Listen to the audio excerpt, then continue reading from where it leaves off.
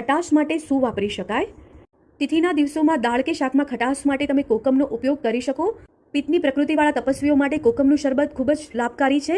તેની વિડીયોની લિંક મેં ડિસ્ક્રિપ્શન બોક્સમાં મૂકેલ છે, તો આપ ત્યાં જઈને જોઈ શકશો.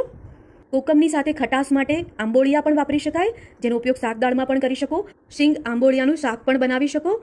સાથે આંબોળિયામાંથી આમચૂર પાવડર પણ તૈયાર કરી લેવો, જેથી જ્યાં આમચૂર પાવડરની જરૂર લાગતી હોય તો તેનો ત્યાં ઉપયોગ થઈ શકે. જેમ કે ગોળ આમચૂર પાવડરની ઇન્સ્ટન્ટ ગળી ચટણી બનાવી હોય તો એ ફટાફટ આમચૂર પાવડર હોય તો તૈયાર થઈ શકે.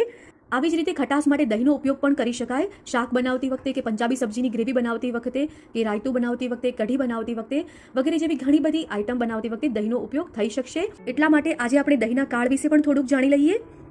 આજે જમાવેલું દહીં, ધારો કે સોમવારે સવારે અથવા સાંજે જમાવેલ દહીં સોમવારની રાત અને મંગળવારની સાંજ સુધી ખપે, અને મંગળવારે એ દહીંમાંથી બનાવેલી છાશનો ઉપયોગ બુધવારની સાંજ સુધી કરી શકો.